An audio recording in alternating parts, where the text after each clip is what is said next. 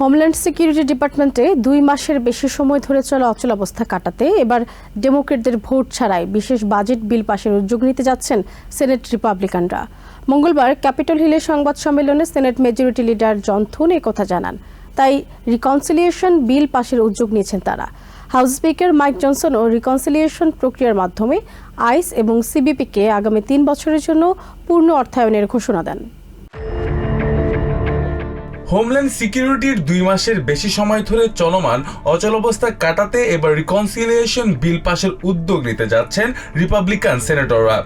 সাধারণত বাজেট বিল পাশের ক্ষেত্রে ফিলিবাস্টার এড়াতে সেনেটের 60 ভোটের প্রয়োজন হলেও রিকনসিলিয়েশন বিলের ক্ষেত্রে সাধারণ সংখ্যাগরিষ্ঠতা মাত্র 51টি ভোট হলেই সেটি পাশ করা সম্ভব।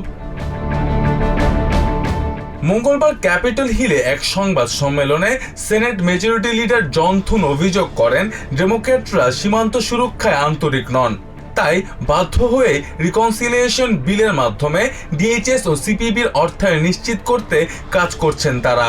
সংবাদ সম্মেলনে ইরান যুদ্ধে প্রেসিডেন্টের নেওয়ার পদক্ষেপের প্রতি পূর্ণ সমর্থন জানান মেজরিটি লিডার। ডিএইচএস এর কার্যক্রম স্থবির হয়ে থাকার প্রেক্ষাপটে সাংবাদিকদের মুখোমুখি হন হাউস রিপাবলিকান নেতারাও। স্পিকার মাইক জনসন জানান, রিকনসিলিয়েশন প্রক্রিয়ার মাধ্যমে আইস এবং সিপিবিকে আগামী 3 বছরের জন্য পূর্ণ অর্থায়ন দেওয়ার পরিকল্পনা রয়েছে তাদের। সেনেট ও হাউসের মধ্যে বিলের কিছু বিষয় নিয়ে সংশয় থাকলেও একটি কার্যকর সমাধানের ব্যাপারে আশাবাদ ব্যক্ত করেন স্পিকার। একই সঙ্গে চলতি সপ্তাহে হাউসে 5টি গুরুত্বপূর্ণ বিল উত্থাপন এবং জ্বালানি সক্ষমতা বৃদ্ধিতে নতুন 2টি বিল পাশের প্রতিশ্রুতি দেন তিনি। সংবাদ সম্মেলনে কংগ্রেসওম্যান লিসা ম্যাকক্লেইন দাবি করেন, রিপাবলিকানদের কর ছাড় নীতির কারণে দেশের সাধারণ মানুষের হাতে এখন নগদ অর্থের সরবরাহ বেড়েছে। তিনি অভিযোগ করেন, ডেমোক্র্যাটরা জনগণের উপর করের বোঝা চাপিয়ে দিতে চায়।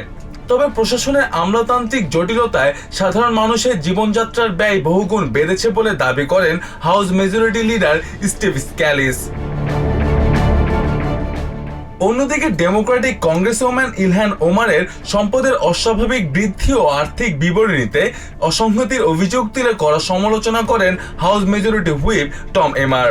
জালিয়াতি চক্রের সাথে সম্পৃক্ততার প্রমাণ মিললে ওমারকে সর্বোচ্চ শাস্তির মুখোমুখি হতে হবে বলে হুঁশিয়ারি দেন তিনি।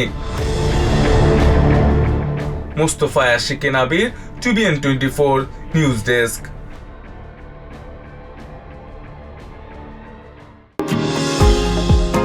নিউ ইয়র্ক থেকে সম্প্রচারিত TVN 24 টেলিভিশন বিশ্বজুড়ে বাঙালির কণ্ঠস্বর।